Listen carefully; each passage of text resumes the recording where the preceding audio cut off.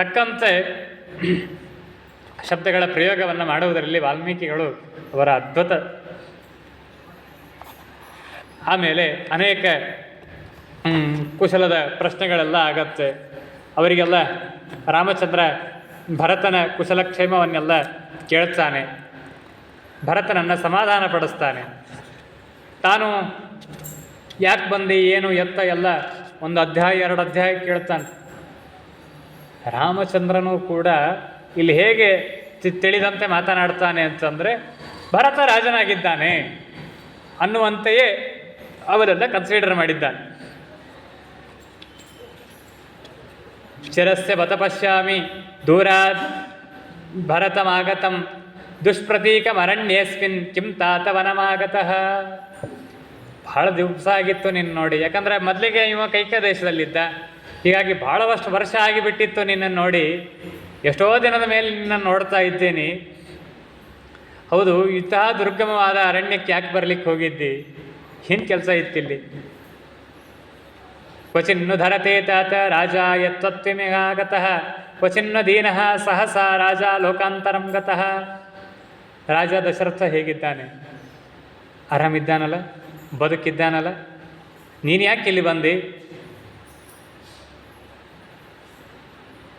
ಒಂದು ಮಾತನ್ನು ಕೇಳೇ ಬಿಡ್ತಾನೆ. ದಶರಥ ದುಃಖದಿಂದ ಪರಲೋಕವನ್ನೇನು ಹೋಗಿಲ್ಲಲ್ಲ, ನಿನಗೆ ರಾಜ್ಯ ತೃಪ್ತಿ ತಂದಿದೆ ತಾನೆ? ತಾಯಂದಿರು ಆರಾಮಿದ್ದಾರಲ್ಲ, ಅಗ್ನಿಗಳು ಸರಿಯಾಗಿ ಉರಿತಾ ಇವೆಯಲ್ಲ, ಎಲ್ಲ ಕೇಳ್ತಾನೆ ರೀ. ಕ್ವಚಿತ್ ದಶರಥೋ ರಾಜ ಕುಶಲೀ ಸತ್ಯಸಂಗರಃ ರಾಜಸೂಯ ಅಶ್ವಮೇಧ ಆಮರ್ಥ ಧರ್ಮ ನಿಶ್ಚಿತ. ರಾಜ ಈ ಎಲ್ಲ ಯಜ್ಞ ಯಾಗಾದಿಗಳನ್ನು ಮಾಡಿದ ಅಗ್ನಿಗಳಿಂದ ತಾನು ಸಂತುಷ್ಟನಾಗಿ ಇದ್ದಾನಲ್ಲ. ಸಾತಾತ ಕಶ್ಚಿತ್ ಕೌಸಲ್ಯ ಸುಮಿತ್ರಾ ಚ ಪ್ರಜಾವತಿ ಸುಖಿನಿ ಕಚಿದಾರ್ಯಾ ಚ ದೇವಿ ನಂದತಿ ಕೈಕೈ. 3 ಜನ ತಾಯಂದಿರನ್ನು ಕೇಳಿದ್ದಾನೆ, ಅವರೆಲ್ಲ ಹೇಗಿದ್ದಾರೆ? ಅಲ್ಲಿ ಒಂದು ಮಾತು ಬರ್ತದೆ ನೋಡ್ರಿ, ಎಷ್ಟು ಅದ್ಭುತವಾದ ಮಾತು. ಏನು ರಾಮನ ಆದರ್ಶ! ಕೌಸಲ್ಯನ್ನು ಸುಮಿತ್ರೆಯನ್ನು ಕೇಳುವಾಗ ಹೆಚ್ಚಿನ ವಿಶೇಷಣ ಹಾಕೋದಿಲ್ಲ. ಸಾ ತಾತ ಕಚ್ಚಿತ್ ಕೌಸಲ್ಯ ಸುಮಿತ್ರಾ ಚ ಪ್ರಜಾಪತಿ, ಇಷ್ಟೇ ಮುಗದೇ ಹೋಯ್ತು. ಆದರೆ ಕೈಕೇಯಿ ಬಗ್ಗೆ ಕೇಳ್ತಾನೆ. ದೇವಿ ನಂದತಿ ಕೈಕೇಯಿ, ಪೂಜ್ಯಳಾದ ಕೈಕೇಯಿ ಹೇಗಿದ್ದಾಳೆ? ಸುಖವಾಗಿದ್ದಾಳೆ ತಾನೆ? ಶತ್ರುಘ್ನ ಹೇಗಿದ್ದಾನೆ? ಪುರೋಹಿತ ಸುಯಜ್ಞ ಹೇಗಿದ್ದಾನೆ? ಎಲ್ಲವನ್ನ ಕೇಳಿದ್ದಾನೆ. ನೀನು ಏನೆಲ್ಲ ಅಧ್ಯಯನ ಮಾಡಿದ್ದಿ? ಮಂತ್ರೋ ವಿಜಯ ಮೂಲಂ ಹಿ ರಾಜ್ಞಾಂ ಭವತಿ ರಾಘವ. ನೀತಿಶಾಸ್ತ್ರವನ್ನು ಅಧ್ಯಯನ ಮಾಡಿದೆಯೋ ಇಲ್ಲ, ಅರ್ಥಶಾಸ್ತ್ರವನ್ನು ಅಧ್ಯಯನ ಮಾಡಿದ್ದೀಯೋ ಇಲ್ಲ, ಮಂತ್ರಿಗಳೊಡನೆ ಸಮಾಲೋಚನೆ ಮಾಡುವಂತಹ ಕುಶಲತೆಯನ್ನು ನೀನು ಪಡೆದುಕೊಂಡಿದ್ದೀಯೋ ಇಲ್ಲ, ಆ ರೀತಿಯಾಗಿ ನೀನು ರಾಜ್ಯದ ಪರಿಪಾಲನೆಯಲ್ಲಿ ಮಾಡ್ತೀಯೋ ಇಲ್ಲ. ಕ್ವಚಿನ್ ಮಂತ್ರಯಸೇನೈಕಃ ಕ್ವಚಿತ್ ಬಹುಭಿಸ್ಸಹ. ಒಮ್ಮೊಮ್ಮೆ ಒಬ್ಬನೇ ಕುಳಿತು ವಿಚಾರ ಮಾಡಿ ನಿರ್ಣಯವನ್ನು ತೆಗೆದುಕೊಳ್ಳುವಂಥ ಪ್ರಸಂಗ ಇರ್ತದೆ. ಒಮ್ಮೊಮ್ಮೆ ಬಂಧುಗಳ ಜೊತೆಗೆ ಕುಳಿತು ವಿಚಾರ ಮಾಡಿ ನಿರ್ಣಯ ತೆಗೆದುಕೊಳ್ಳುವಂತಹ ಪ್ರಸಂಗ ಇರ್ತದೆ. ನಾವೆಲ್ಲ ಉಲ್ಟಾಪಲ್ಟ ಮಾಡಿಬಿಡ್ತೀವಿ ರೀ. ಮನೆಯಲ್ಲಿ ವಿವಾಹದ ಕಾರ್ಯ ಒಬ್ಬನೇ ನಿರ್ಣಯ ತೊಗೊಂಡ್ಬಿಡ್ತಾನೆ. ಹಾಗೆ ಮಾಡಬಾರ್ದು.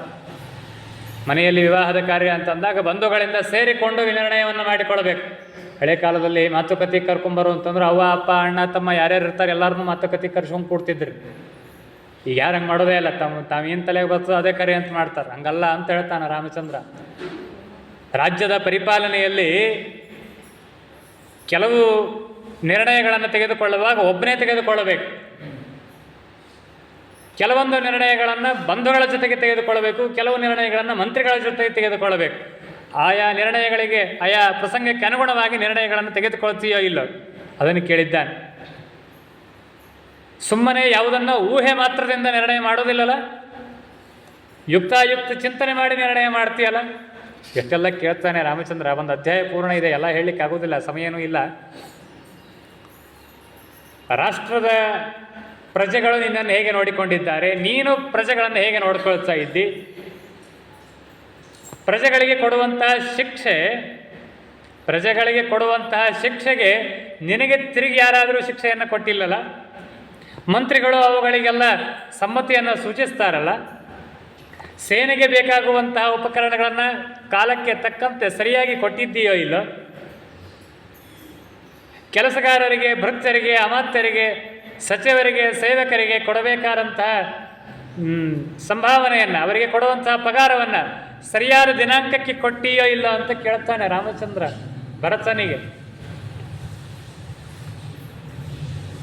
ಭೃತ್ಯ ವೇತನದಿಂದ ಜೀವಿಸುವಂಥವ್ರು ಇರ್ತಾರೆ, ಅದಿದ್ದರೆ ಅವರಿಗೆ ಜೀವನ, ಇನ್ನು ಬೇರೆ ಏನು ಗತಿ ಇಲ್ಲ ಅವರಿಗೆ.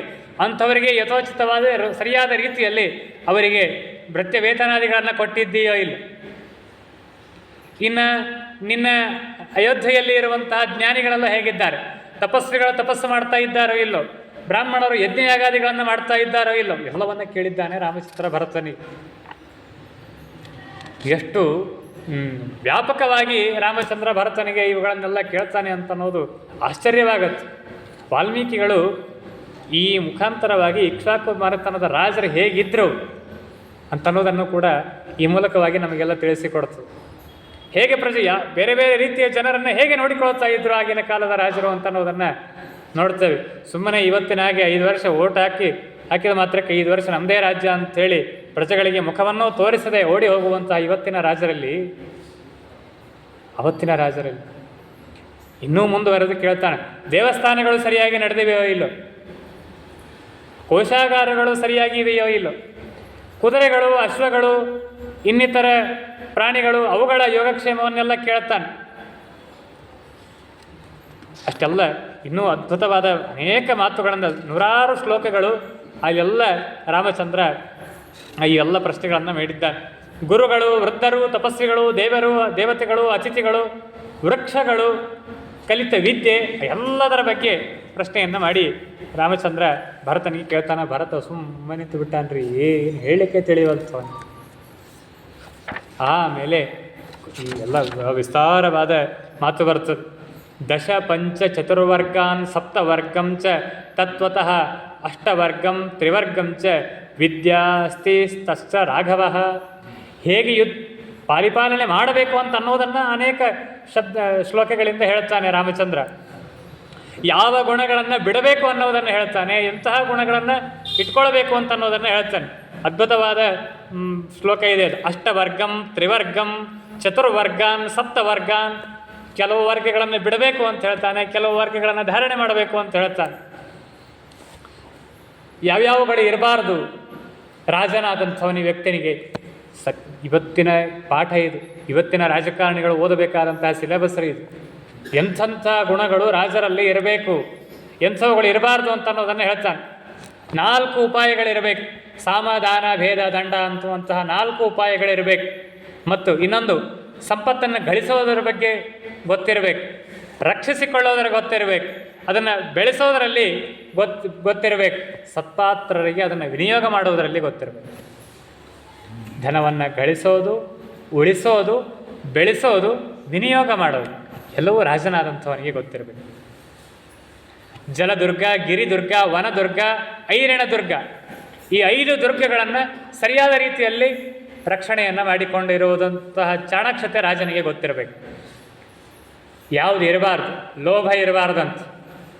ಇವತ್ತಿನ ರಾಜಕಾರಣಿಗಳಿಗೆ ಸರಿಯಾದ ಪಾಠ ಇದು. ಲೋಭ ಇರಬಾರ್ದು, ಕ್ರೌರ್ಯ ಇರಬಾರ್ದು, ಸೋಮಾರಿತನ, ಆಲಸ್ಯತನ ಇರಬಾರ್ದು, ಸುಳ್ಳು ಹೇಳಬಾರ್ದು, ಕರ್ತವ್ಯದಲ್ಲಿ ಲೋಪ ಮಾಡಬಾರ್ದು, ಹೇಡಿತನ ಇರಬಾರ್ದು, ಅಸ್ಥಿರತೆ ಉಂಟಾಗಬಾರ್ದು. ಹಾಗೆ ರಾಜ್ಯವನ್ನು ನೋಡಿಕೊಳ್ಬೇಕು. ಮೂರ್ಖತನ ಇರಬಾರ್ದು. 2 ವೀಲರ್ ಗಾಡಿ, ಕಾರ್ ಗಾಡಿ ಯಾವುದು ವೇಟ್ನಲ್ಲಿ ಜಾಸ್ತಿ ಇದೆ ಅನ್ನುವಂಥ ಮೂರ್ಖತನ ಇರಬಾರ್ದು. ಯಾವುದೋ ಆಲೂಗಡ್ಡೆ ಹಾಕಿ ಚಿನ್ನ ತೆಗಿತೀನಿ ಅನ್ನುವಂಥ ಮೂರ್ಖತನ ಇರಬಾರ್ದು ರೀ. ಈ 10 ಗುಣಗಳು ಇರಬಾರ್ದು ಅಂತ ರಾಮಚಂದ್ರ ಹೇಳ್ತಾನೆ. ಇನ್ನು ಅಷ್ಟವರ್ಗ, ಕೃಷಿ ಬಗ್ಗೆ ಗೊತ್ತಿರಬೇಕು, ವಾಣಿಜ್ಯದ ಬಗ್ಗೆ ಗೊತ್ತಿರಬೇಕು, ಸೇತುವೆಗಳ ಬಗ್ಗೆ ಗೊತ್ತಿರಬೇಕು, ಆನೆಗಳನ್ನು ಪಳಗಿಸುವುದರಲ್ಲಿ ರಾಜನಿಗೆ ಗೊತ್ತಿರಬೇಕು, ಗಣಿ ಅದರ ಬಗ್ಗೆ ಗೊತ್ತಿರಬೇಕು, ಸುಂಕ, ತೆರಿಗೆ, ಟ್ಯಾಕ್ಸ್ ಅದರ ಬಗ್ಗೆ ಸರಿಯಾದ ಜ್ಞಾನ ಇರಬೇಕು, ಸೇನೆಯ ಶಿಬಿರಗಳ ಬಗ್ಗೆ ಜ್ಞಾನ ಇರಬೇಕು, ಅವುಗಳನ್ನು ತಾನು ಇಟ್ಕೊಳ್ಬೇಕು. ಇನ್ನು 8ನೇ ಬಿಡಬೇಕು, ಚಾಡಿ ಹೇಳೋರಿಂದ ದೂರ ಇರಬೇಕು. ರಾಜನಾದವನ ಕರ್ತವ್ಯ ಹೇಳ್ತಾನೆ. ಚಾಡಿ ಹೇಳೋದರಿಂದ ದೂರ ಇರಬೇಕು, ದುಡುಕುತನ ಮಾಡಬಾರ್ದು, ದ್ರೋಹವನ್ನು ಬಗೆಯಬಾರ್ದು, ಇನ್ನೊಬ್ಬರಿಗೆ ಹೊಟ್ಟೆ ಕಿಚ್ಚು ಇರಬಾರ್ದು, ರೋಷ ಆವೇಶ ಇರಬಾರ್ದು, ದುರ್ವಿನಿಯೋಗವನ್ನು, ಹಣದ ದುರ್ವಿನಿಯೋಗವನ್ನು ಮಾಡುವಂತಹ ಗುಣ ಇರಬಾರ್ದು, ಕಟುವಾದ ನುಡಿಗಳನ್ನು ಆಡಬಾರ್ದಂತೆ ರಾಜ, ಉಗ್ರವಾದ ದಂಡನೆಯನ್ನು ಮಾಡಬಾರ್ದು, ಯಾರಿಗೂ ಮಾಡಬಾರ್ದಂತೆ. ಹೀಗೆ ಎಷ್ಟೆಲ್ಲ ಎಲ್ಲ ಅಷ್ಟವರ್ಗ, ತ್ರಿವರ್ಗ, ಚತುರ್ವರ್ಗ, ಸಪ್ತವರ್ಗ ಅಂತ ಹೇಳಿ ಜೂಜಾಡಬಾರ್ದು. ಬೇಟೆ ಯೋಗ್ಯವಾದ ಬೇಟೆಯನ್ನು ಮಾತ್ರ ಆಡಬೇಕು, ಹಗಲಿನಲ್ಲಿ ನಿದ್ದೆ ಮಾಡಬಾರ್ದು. ಇದು ಎಲ್ಲರಿಗೂ ಹೇಳುವಂಥ ಪಾಠ. ಹಗಲಿನಲ್ಲಿ ನಿದ್ದೆ ಮಾಡಬಾರ್ದು, ಪರನಿಂದೆಯನ್ನು ಮಾಡಬಾರ್ದು, ಪರಸ್ತ್ರೀ ಸಂಘ ಮಾಡಬಾರ್ದು, ಮದ್ಯಪಾನ ಮಾಡಬಾರ್ದು. ತೌರ್ಯಂತ್ರಿಕ ಅಂತ ಗೀತ, ನೃತ್ಯ, ವಾದ್ಯ ಇವುಗಳನ್ನು ಎಷ್ಟಕ್ಕೆ ಬೇಕೋ ಅಷ್ಟಕ್ಕೆ ಮಾತ್ರ ವಿನಿಯೋಗ ಮಾಡಿಕೊಳ್ಳುವಂಥದ್ದಿರಬೇಕು, ಅಂತಹದ್ದಿರಬೇಕು. ಸುಮ್ಮನೆ ವ್ಯರ್ಥವಾಗಿ ಅಲದಾಡಬಾರ್ದು. ರಾಜರಾದಂಥ ವ್ಯಕ್ತಿಗೆ ರಾಮಚಂದ್ರ ಉಪದೇಶ ಮಾಡಿದ್ದು ಒಂದು ಅರ್ಥದಲ್ಲಿ ರಾಮನ ಗೀತೋಪದೇಶ ಇದ್ದಾಗಿದೆ, ರಾಮಗೀತ. 3 ವಿದ್ಯೆಗಳಿರಬೇಕು: ವಾರ್ತೆ, ಕೃಷಿ, ವಾಣಿಜ್ಯ. ಇವುಗಳ ಬಗ್ಗೆ ಸರಿಯಾದ ಜ್ಞಾನ ಇರಬೇಕು. ಇನ್ನು ಬರಗಾಲ ಬಂದಾಗ ಹೇಗೆ ರಾಜ್ಯದ ಪರಿಪಾಲನೆಯನ್ನು ಮಾಡಬೇಕು, ಪ್ರವಾಹ ಪೀಡಿತನಾದಾಗ ರಾಜ್ಯ ಹೇಗಿರಬೇಕು, ಸರಿಯಾದ ಮಳೆ ಬೆಳೆ ಇದ್ದಾಗ ಹೇಗೆ ಪರಿಪಾಲನೆಯನ್ನು ಮಾಡಬೇಕು, ಆ ಸಮಯದಲ್ಲಿ ತೆರಿಗೆ ಹೇಗಿರಬೇಕು, ಅದನ್ನೆಲ್ಲ ಹೇಳಿದ್ದಾನೆ ರಾಮಚಂದ್ರ. ವಿಶಂತಿ ವರ್ಗ, ಗೆಳೆಯಂದ್ರೆ ಎಂಥವ್ರು ಇರಬೇಕು, ಎಂಥವ್ರು ಇರಬಾರ್ದು, ಅದನ್ನೆಲ್ಲ ವಿಸ್ತಾರವಾಗಿ ವರ್ಣನೆಯನ್ನು ಮಾಡ್ತಾನೆ. ಬಹಳ ಅದ್ಭುತವಾದ ಯಾತ್ರೆಗಳನ್ನು ಹೇಗೆ ಮಾಡಬೇಕು, ಮಂಡಲಗಳನ್ನು ಹೇಗೆ ಮಾಡಿಕೊಳ್ಳಬೇಕು, ಪ್ರಕೃತಿಯನ್ನು ಹೇಗೆ ರಕ್ಷಣೆ ಮಾಡಿಕೊಳ್ಳಬೇಕು. ರಾಜನಾದಂತಹ ವ್ಯಕ್ತಿ ರಾಮಚಂದ್ರನ ಏನು ಅದ್ಭುತ ಉಪದೇಶ ಇದು. ಇದನ್ನಷ್ಟೇ ಒಂದು ಸರ್ತಿ ಕೇಳಬೇಕ್ರಿ, ಅಂತಹ ಅದ್ಭುತವಾದಂತಹ ಅಧ್ಯಾಯಗಳಿವು. ಪ್ರಕೃತಿಯನ್ನು ಹೇಗೆ ರಾಜ ರಕ್ಷಣೆ ಮಾಡಬೇಕು ಅನ್ನೋದರ ಬಗ್ಗೆ ಇವತ್ತಿನ ರಾಜಕಾರಣಿಗೆ ಎಂತಹ ಅದ್ಭುತವಾದಂತಹ ವಿಷಯ ಇದು. ಸಂಧಿ ನಿಗ್ರಹಗಳನ್ನು ಯಾವಾಗ ಮಾಡಿಕೊಳ್ಳಬೇಕು, ಯುದ್ಧ ಯಾವಾಗ ಮಾಡಬೇಕು, ದ್ವೈಧೀಭಾವವನ್ನು ಯಾವಾಗ ತಾಳಬೇಕು, ಸಮಾಶ್ರಯವನ್ನು ಯಾವಾಗ ಮಾಡಬೇಕು, ಶತ್ರುಗಳ ನಿರಾಸವನ್ನು ಹೇಗೆ ಮಾಡಬೇಕು, ಯುದ್ಧದ ನೀತಿಗಳನ್ನು ಹೇಳಿಕೊಡ್ತಾನೆ. ಇನ್ನು ಅನೇಕ ವಿಚಾರಗಳನ್ನು, ಯಾತ್ರೆಯ ಬಗ್ಗೆ, ಯಾತ್ರೆಗೆ ಹೊರಡುವಾಗ ಸಿದ್ಧತೆಯ ಬಗ್ಗೆ ಎಲ್ಲ ಅದ್ಭುತವಾದ ರೀತಿಯಲ್ಲಿ ರಾಮಚಂದ್ರ ಭರತನನ್ನು ಉದ್ದೇಶಿಸಿ ಮಾಡಿಕೊಂಡು ಇಡೀ ಜಗತ್ತಿಗೆ ಅದ್ಭುತವಾದಂತಹ ಈ ಪಾಠವನ್ನು ಕಲಿಸಿಕೊಡ್ತಾನೆ. ಇಷ್ಟೆಲ್ಲ ಆದ ಮೇಲೆ ಭರತ ಸಣ್ಣ ದನಿಯಲ್ಲಿ ಮಾತನಾಡ್ತಾನೆ. ರಾಮಸ್ಯ ವಚನಂ ಶ್ರುತ್ವ ಭರತಃ ಪ್ರತ್ಯುವಾಚ ಕಿಮ್ಮೇ ಧರ್ಮಾದ್ವಿಹೀನಸ್ಯ ರಾಜಧರ್ಮ ಕರಿಷ್ಯತಿ. ಶಾಶ್ವತೋಯಂ ಸದಾ ಧರ್ಮ ಸ್ಥಿತೋಸ್ಮಾಸು ನರರ್ಷಭ. ನಿನ್ನ ಅನುಗ್ರಹದಿಂದ ಅಯೋಧ್ಯೆ ಚೆನ್ನಾಗಿದೆ, ನಿನ್ನ ಅನುಗ್ರಹದಿಂದ ನಾನು ಚೆನ್ನಾಗಿದ್ದೇನೆ, ನನ್ನ ಮಡದಿ, ನನ್ನ ತಾಯಂದಿರು ಎಲ್ಲರೂ ಕ್ಷೇಮವಾಗಿದ್ದಾರೆ. ಆದರೆ ನನ್ನದೊಂದು ಪ್ರಾರ್ಥನೆ, ಅಭಿಷೇಚಯ ಚಾನ್ಮಾತ್ಮಂ ಕುಲಸ್ಯಾಸ್ಯ ಭವಾಯನಃ. ಅಭಿಷೇಕವನ್ನು ಮಾತ್ರ ನೀನೇ ಮಾಡಿಸತಕ್ಕದ್ದು. ನನ್ನ ಒಳಿತಿಗಾಗಿ, ನನ್ನ ರಾಜ್ಯದ ಒಳಿತಿಗಾಗಿ, ನಮ್ಮೆಲ್ಲರ ಕ್ಷೇಮಕ್ಕಾಗಿ ನೀನೇ ಅಭಿಷೇಕವನ್ನು ಅಯೋಧ್ಯೆಗೆ ಬಂದು ಮಾಡಿಸಿಕೊಳ್ಳಬೇಕು ಅಂತ ನನ್ನ ಪ್ರಾರ್ಥನೆ ಅಂತ ಹೇಳ್ತಾನೆ. ಭರತ ದಶರಥನ ಬಗ್ಗೆ ಕೇಳಿದ್ಯಲ್ಲ, ಅದೊಂದು ದುಃಖದ ಸಂಗತಿಯನ್ನು ನಿನ್ನ ಮುಂದೆ ಇಡ್ತೇನೆ. ತ್ವಾಮೇವ ಶೋಚಯಂಸ್ತವ ದರ್ಶನೇಪ್ಸುಹು ತ್ವಯೇವ ಸತ್ಕಾಮ ನಿವೃತ್ಯ ಬುದ್ಧಿಂ ತ್ವಯಾ ವಿಹೀನಸ್ತವ ಶೋಕರುಣ್ಣಃ ಸ್ವಾಂ ಸ್ಮರನ್ ಅಸ್ತಮಿತ ಪಿತಾತೆ. ನಿನ್ನ ತಂದೆ ಅಸ್ತಮಿತಃ, ದಶರಥ ಈಗಾಗಲೇ ದೇಹವನ್ನು ಬಿಟ್ಟಿದ್ದಾನೆ. ಯಾಕೆ? ತ್ವಯಾ ವಿಹೀನಸ್ತವ ಶೋಕರುಣ್ಣಃ. ನಿನ್ನ ವಿಯೋಗವನ್ನೇ ನೆನೆಸ್ತಾ ದಶರಥ ಪ್ರಾಣವನ್ನು ಬಿಟ್ಟಿದ್ದಾನೆ.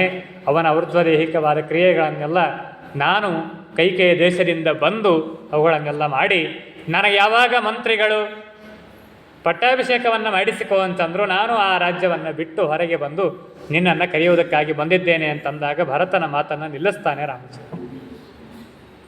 ನಿಲ್ಲಿಸಿ ತನ್ನ ಕರ್ತವ್ಯ ತಂದೆಗೆ ತರ್ಪಣಾದಿಗಳನ್ನು ಕೊಡುವುದು, ಅದಕ್ಕಾಗಿ ಮುಂದಿನ ಮಾತಲ್ಲಿ ನಿಲ್ಲಿಸಿಯೇ ಬಿಟ್ಟ. ಯಾವಾಗ ತಂದೆಯ ಮರಣದ ವಾರ್ತೆ ರಾಮಚಂದ್ರ ಕೇಳಿದ, ಇಷ್ಟೋ ತನಕ 2 ಅಧ್ಯಾಯಗಳಿಂದ ವರ್ಣನೆ ಮಾಡಿದ ಎಲ್ಲ ಮಾತನ್ನು ರಾಮಚಂದ್ರ ತತ್ಕ್ಷಣದಲ್ಲಿ ನಿಲ್ಲಿಸಿ ತಂದೆಯ ಕಾರ್ಯಕ್ಕಾಗಿ ತೊಡಗಿದ್ದ. ಇದು ರಾಮಚಂದ್ರ ತೋರಿಸುವಂತಹ ಪಿತೃಭಕ್ತಿ.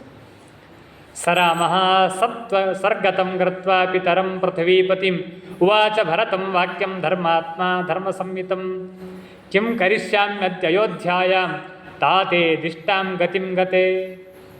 ಹಾಗಾದರೆ ನಾನಿನ್ನ ಮೊದಲಿಗೆ ತಂದೆಯ ಉದ್ದೇಶಕವಾಗಿ ನಾನು ನನ್ನ ಕ್ರಿಯೆಗಳನ್ನು ಮಾಡ್ತೇನೆ ಅಂತ ಹೇಳಿ ತಾನಲ್ಲಿಂದ ಹೊರಟಿದ್ದಾನೆ. ಲಕ್ಷ್ಮಣನನ್ನು ಜೊತೆಗೂಡಿ ಹೊರಟಿದ್ದಾನೆ. ಯಾಕಂದರೆ ಲಕ್ಷ್ಮಣನೂ ಕೂಡ ತರ್ಪಣಾದಿಗಳನ್ನು ಬಿಟ್ಟಿಲ್ಲ. ಈ ಆಯವನಂತ ಕೂಡಿಕೊಂಡು ಹೊರಟಿದ್ದಾನೆ. ಜಲಕ್ರಿಯಾರ್ಥಂ ತಾತಸ್ಯ ಗಮಿಷ್ಯಾಮಿ ಮಹಾತ್ಮನಃ.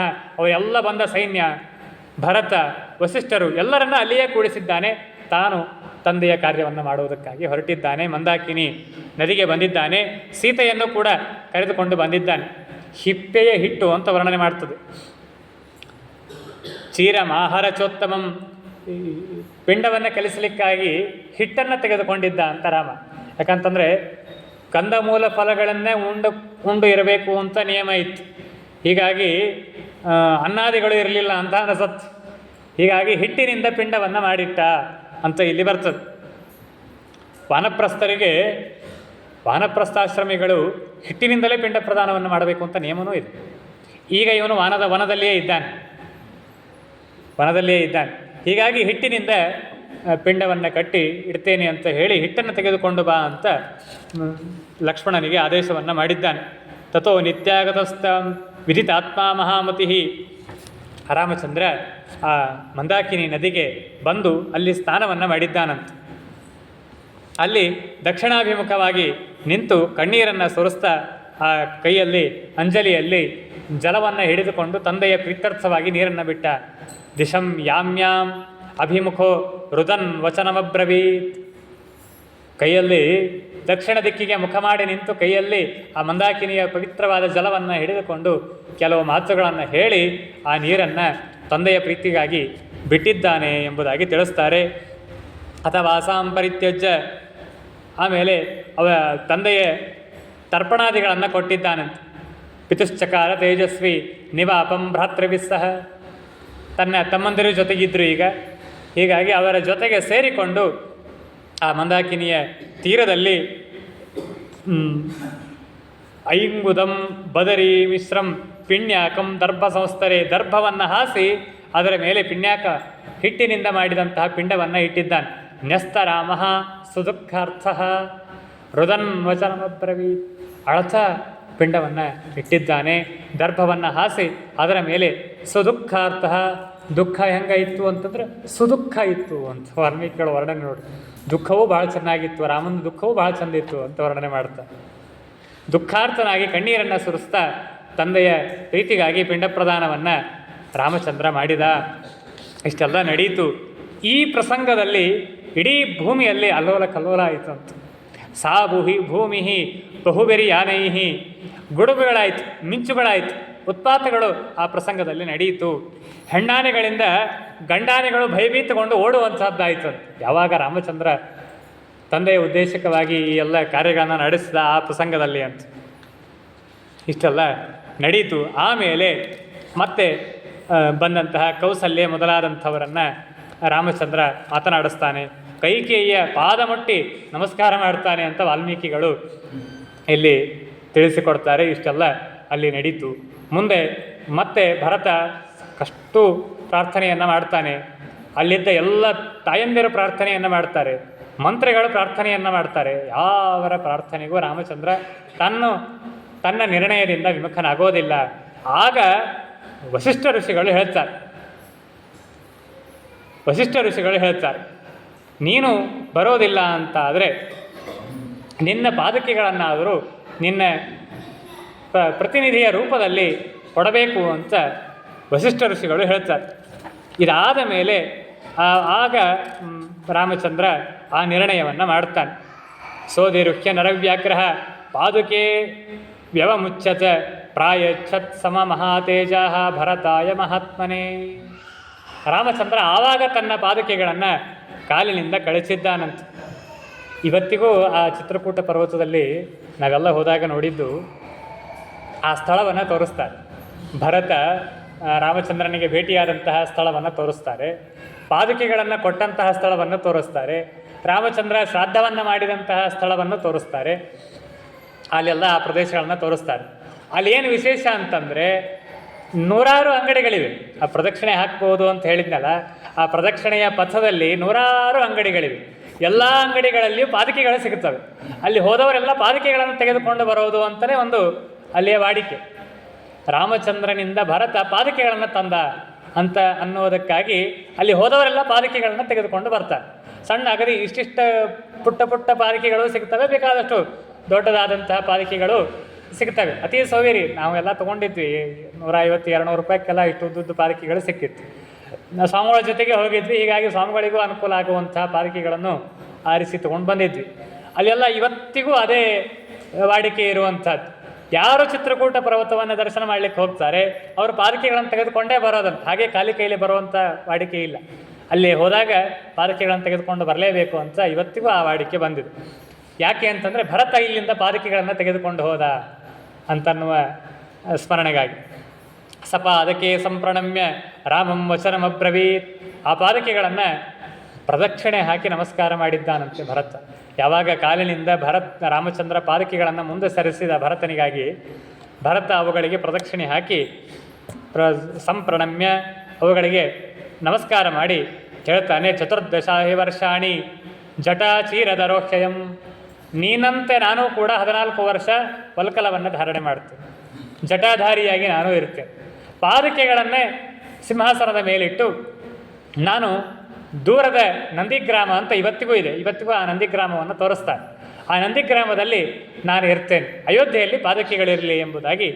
ಸಪಾದುಕೇತೆ ಭರತಃ ಪ್ರತಾಪವಾನ್ ಸ್ವಾಲಂಕೃತೆ ಸಂಪರಿಗ್ರಹ ಧರ್ಮವಿತ್ ಪ್ರದಕ್ಷಿಣಂ ಚೈವ ಚಕಾರ ರಾಘವಂ ಚಕಾರ ಚೈವೋತ್ತರ ನಾಗಮೂರ್ಧನಿ ಎಂಬುದಾಗಿ ಪ್ರದಕ್ಷಿಣೆ ಹಾಕಿ ಅದನ್ನು ಸ್ವೀಕಾರ ಮಾಡಿ ರಾಮಚಂದ್ರನಿಗೂ ಪ್ರದಕ್ಷಿಣೆಯನ್ನು ಹಾಕಿ ಆ ಪಾದಕೆಗಳನ್ನು ತನ್ನ ತಲೆ ಮೇಲೆ ತಾನು ಧಾರಣೆಯನ್ನು ಮಾಡಿದ್ದಾನೆ. ಚಕಾರ ಚೈವೋತ್ತಮ ನಾಗಮೂರ್ಧನಿ, ತನ್ನ ಮೂರ್ಧನಿಯಲ್ಲಿ ತಲೆಯಲ್ಲಿ ಆ ಪಾದಕೆಗಳನ್ನು ಧಾರಣೆಯನ್ನು ಮಾಡಿದ್ದಾನೆ. ಆಮೇಲೆ ಆ ಪಾದಕೆಗಳನ್ನು ಹಿಡಿದುಕೊಂಡು ಆನೆಯನ್ನು ಏರಿ ತಾನು ಕುಳಿತಿದ್ದಾನೆ. ರಥದ ಮೇಲೆ ಕುಳಿತು ಬಂದಿದ್ದ ಆನೆಯನ್ನು ಏರುತ್ತಾನೆ. ಅವುಗಳನ್ನು ತತಃ ಶಿರಸಿ ಕೃತ್ವಾತು ಪಾದುಕೆ ಭರತಸ್ತತ ಆರುರೋಹಾರಥಂ ಹೃಷ್ಟಃ. ಆಮೇಲೆ ಆನೆಯನ್ನು ಏರಿ ರಾಮಚಂದ್ರನ ಆಜ್ಞೆಯನ್ನು ಪಡೆದುಕೊಂಡು, ಬಹಳ ವಿಸ್ತಾರವಾದ ವಿಷಯ, ಸಮಯ ಇಲ್ಲ, ಮುಗೀತಾ ಬಂತು ಅಂತ ವೇಗವಾಗಿ ಮುಗಿಸ್ತೇನೆ. ಹೀಗೆ ರಾಮಚಂದ್ರನ ಆಜ್ಞೆಯನ್ನು ತೆಗೆದುಕೊಂಡು ಬಿಟ್ಟು ಹೋಗಲಿಕ್ಕೆ ಮನಸ್ಸೇ ಇರಲಿಲ್ಲ ಅಂತ ಭರತನಿಗೆ. ನಾನು ಇಲ್ಲೇ ಇರ್ತೇನೆ ಅಂತ ಹೇಳ್ತಾನೆ. ರಾಮಚಂದ್ರ ಆದೇಶವನ್ನು ಮಾಡ್ತಾನೆ, ನೀನು ಇಲ್ಲಿದ್ದರೆ ರಾಜ್ಯವನ್ನು ನೋಡಿಕೊಳ್ಳೋರು ಯಾರು? ರಾಜ್ಯ ಶತ್ರುಗಳ ಪಾಲಾಗಿ ಹೋಗುತ್ತೆ. ಹಾಗಿಲ್ಲ, ಕೈಕೇಯಿ ದಶರಥನ ಆದೇಶ ಅನ್ನುವುದು ನೆಪ, ನನ್ನ ಇಚ್ಛೆ ಇದು ಅಂತನ್ನುವುದಾಗಿ ರಾಮಚಂದ್ರ ಯಾವಾಗ ಹೇಳ್ತಾನೆ ಆಗ ಭರತ ಹೊರಡಲಿಕ್ಕೆ ಸಿದ್ಧನಾಗ್ತಾನೆ. ಆಮೇಲೆ ಮತ್ತೆ ಆ ಎಲ್ಲ ಸೇನೆಯನ್ನು ತೆಗೆದುಕೊಂಡು ಮತ್ತೆ ತನ್ನ ತಾಯಂದರಿಂದ ಕೂಡಿಕೊಂಡು ಭರತ ಅಯೋಧ್ಯೆಗೆ ಬಂದ. ಅಯೋಧ್ಯೆಗೆ ಬಂದು ಆ ರಾಮಚಂದ್ರನ ಪಾದುಕೆಗಳನ್ನು ಇಟ್ಟು ಆ ಪಾದುಕೆಗಳಿಗೆ ಅಭಿಷೇಕ ಮಾಡಿ ಆ ಪಾದುಕೆಗಳೇ ರಾಜ ಎಂಬುದಾಗಿ ಚಿಂತನೆಯನ್ನು ಮಾಡ್ತಾ ಇರಬೇಕು ಅಂತ ಹೇಳಿ ತಾನು ನಂದಿಗ್ರಾಮ ಎನ್ನುವಂತಹ ಸ್ಥಳದಲ್ಲಿ ವಾಸ ಮಾಡಿಕೊಂಡು ಇವತ್ತಿಗೂ ಆ ನಂದಿಗ್ರಾಮದಲ್ಲಿ ಭರತನ ದೇವಸ್ಥಾನ ಅಂತ ತೋರಿಸ್ತಾರೆ. ನಾವೆಲ್ಲ ಸ್ವಾಮಿಗಳ ಜೊತೆಗೆ ಎರಡೇ ವರ್ಷದ ಹಿಂದೆ ಅಯೋಧ್ಯೆಗೆ ಹೋದಾಗ ಆ ಎಲ್ಲ ಪ್ರದೇಶವನ್ನು ಸ್ವಾಮಿಗಳು ತೋರಿಸಿದ್ರು. ಅಲ್ಲಿ ಎಲ್ಲ ಅದು ಆಗ್ತದೆ. ಹೀಗೆ ಪಾದಕೆಗಳನ್ನು ತೆಗೆದುಕೊಂಡು ಭರತ ಇಲ್ಲಿ ಹೊರಡ್ತಾನೆ. ಮುಂದೆ ರಾಮಚಂದ್ರ ಎಷ್ಟೋ ದಿವಸ ಆ ಚಿತ್ರಕೂಟದಲ್ಲಿಯೇ ವಾಸವಾಗಿರ್ತಾನೆ. ಆಮೇಲೆ ಬೇರೆ ಬೇರೆ ಋಷಿಗಳು ಬಂದು ಪ್ರಾರ್ಥನೆಯನ್ನು ಮಾಡ್ತಾರೆ. ಖರದೂಷಣರ ಉಪಟಳ ಬಹಳಷ್ಟು ಆಗ್ತಾ ಇದೆ, ಹೀಗಾಗಿ ನೀನು ಸ್ವಲ್ಪ ಅವರನ್ನು ನಿಗ್ರಹ ಮಾಡುವುದಕ್ಕಾಗಿ ಬರಬೇಕು ಅಂತ ಬೇರೆ ಬೇರೆ ಪ್ರದೇಶದಲ್ಲಿದ್ದ ಋಷಿಗಳು ಬಂದು ಪ್ರಾರ್ಥನೆಯನ್ನು ಮಾಡಿದಾಗ ರಾಮಚಂದ್ರ ದಂಡಕಾರಣ್ಯವನ್ನು ಪ್ರವೇಶ ಮಾಡಬೇಕು, ಅಲ್ಲಿರುವಂತಹ ಆ ಖರದೂಷಣರಾದಿಗಳನ್ನು ನಿಗ್ರಹ ಮಾಡಬೇಕು ಅಂತ ಹೇಳಿ ಪರಮಾತ್ಮ ದಂಡಕಾರಣ್ಯವನ್ನು ಪ್ರವೇಶ ಮಾಡ್ತಾನೆ ಅಂತನ್ನುವಲ್ಲಿಗೆ ಇತೀವತೈ ಪ್ರಾಂಜಲ ವಿಸ್ತಪ್ತಭಿಃ ದ್ವಿಜೈ ಕೃಷ್ಣ ಸ್ವಯಸ್ತಃ ಪರಂತಪಃ ವನಂ ಸಭಾರ್ಯಾ ಪ್ರವಿಶೇಷ ರಾಘವಃ ಸಲಕ್ಷ್ಮಣಃ ಸೂರ್ಯ ಇವ ಅಭ್ರಮಂಡಲಂ. ಅನೇಕ ಋಷಿಗಳಿಂದ, ತಪಸ್ವಿಗಳಿಂದ, ಅನೇಕ ಜ್ಞಾನಿಗಳಿಂದ ಯುಕ್ತನಾಗಿ ಶ್ರೀರಾಮಚಂದ್ರ ಚಿತ್ರಕೂಟ ಪರ್ವತವನ್ನು ಬಿಟ್ಟ. ಅಲ್ಲಿಂದ ಹೊರಟು ದಂಡಕಾರಣ್ಯವನ್ನು ಪ್ರವೇಶ ಮಾಡಿದ. ದಂಡಕ ಯಾರು, ಏನು, ಎತ್ತ, ಈ ಎಲ್ಲ ನಾವೆಲ್ಲ ಇವತ್ತೆಲ್ಲ ದಂಡಕಾರಣ್ಯ ಅಂತಲೇ ಹೇಳ್ತೀವಿ ಸಂಕಲ್ಪದಾಗ. ಯಾವುದಿದು? ದಂಡಕ ಅನ್ನೋ ಒಬ್ಬ ವ್ಯಕ್ತಿ, ಅವನಿಗೆ ಶಾಪ ಆಗ್ತದೆ. ನನ್ನ ಇಡೀ ರಾಜ್ಯ ಎಲ್ಲ ಅರಣ್ಯವಾಗಿ ಹೋಗಲಿ ಅಂಥೇಳಿ. ಅದಕ್ಕಾಗಿ ಇದು ದಂಡಕಾರಣ್ಯ ಅಂತ ಅನಿಸಿಕೊಳ್ತು. ಭಾಳ ದೊಡ್ಡದ ರೀ ಇದು, ಮಧ್ಯಪ್ರದೇಶದೊಳಗೆ ಶುರು ಆಗ್ತದೆ. ಈ ದಂಡಕ ಅಂತನ್ನುವಂತಹ ವ್ಯಕ್ತಿ, ಅವನ ಕಥೆ ಬೇರೆ ಪುರಾಣದಲ್ಲಿ ಬರ್ತದೆ. ದೊಡ್ಡ ರಾಜ, ಅವನೇನೋ ಒಂದು ಅಪರಾಧವನ್ನು ಮಾಡ್ತಾನೆ, ಯಾವುದೋ ಋಷಿಗಳ ಜ್ಞಾನಿಗಳ ಶಾಪಕ್ಕೆ ಗುರಿಯಾಗ್ತಾನೆ. ಅವನಿಗೆ ಶಾಪ ಆಗ್ತದೆ, ಇನ್ನು ಇಡೀ ರಾಜ್ಯ ಅರಣ್ಯವಾಗಿ ಹೋಗಲಿ ಅಂತೇಳಿ ಅನ್ನೋದಕ್ಕಾಗಿ ಎಲ್ಲ ಇಡೀ ದಕ್ಷಿಣ ಭಾರತ ಅರಣ್ಯವಾಗಿ ಬಿಡ್ತಂತೆ. ಅದಕ್ಕೆ ಇದನ್ನು ನಾವೆಲ್ಲ ಇವತ್ತಿಗೂ ದಂಡಕಾರಣ್ಯ ಅಂತ ಹೇಳ್ತೀವಿ. ಈ ದಂಡಕಾರಣ್ಯವನ್ನು ಭಾರೀ ಘೋರವಾದ ಈ ವರ್ಣನೆ ಬರ್ತದೆ. ಸೂರ್ಯನ ಕಿರಣಗಳು ಒಳಗೆ ಬರ್ತಿದ್ದಿಲ್ಲ ಅಂತ, ಅಷ್ಟು ದಟ್ಟವಾದಂತಹ ಅರಣ್ಯ ಅಂತ ದಂಡಕನ ಅರಣ್ಯ. ಶಾಪದಿಂದ ಆದದ್ರಿ, ಯಾರೋ ಗಿಡ ನೆಟ್ಟು ಅರಣ್ಯ ಆದದ್ದು ಅಲ್ಲಿದು, ಶಾಪದಿಂದ ಆದಂತಹ ಅರಣ್ಯ ಹೆಂಗಿರ್ಬೇಕು. ಸೂರ್ಯನ ಕಿರಣ ಒಳಗೆ ಬರಲಿಕ್ಕೆ ಜಾಗ ಇರಲಿಲ್ಲ ಅಂತ, ಅಷ್ಟು ದಟ್ಟವಾಗಿ ಅರಣ್ಯ ಇತ್ತು. ಅಂತಹ ಅದ್ಭುತವಾದ ಅರಣ್ಯವನ್ನು ಮೋಡದ ಮಧ್ಯದಲ್ಲಿ ಹೇಗೆ ರಾಮಚಂದ್ರ ಸೂರ್ಯ ಪ್ರವೇಶ ಮಾಡಬೇಕೋ ಹಾಗೆ ಪ್ರವೇಶ ಮಾಡಿದ ಸಲಕ್ಷ್ಮಣ. ಸೂರ್ಯನ ಅಭ್ರಮಂಡಲಂ, ಮೋಡದ ಮಧ್ಯದಲ್ಲಿ ಸೂರ್ಯ ಹೇಗೆ ಪ್ರವೇಶ ಮಾಡಬೇಕೋ ಹಾಗೆ ದಂಡಕಾರಣ್ಯವನ್ನು ರಾಮಚಂದ್ರ ಪ್ರವೇಶ ಮಾಡಿದ ಅಂತನ್ನುವಲ್ಲಿಗೆ ಅರಣ್ಯಕಾಂಡ ಸಮಾಪ್ತವಾಗುತ್ತದೆ. ಮುಂದೆ ದಂಡಕಾರಣ್ಯದಲ್ಲಿ ಏನೆಲ್ಲ ನಡೀತು ಅಂತನ್ನುವಂಥ ಘಟನೆ ಮುಂದಿನ ಕಾಂಡದಲ್ಲಿ ಬರುವಂಥದ್ದಾಗ್ತದೆ. 4 ದಿನಗಳ ಕಾಲ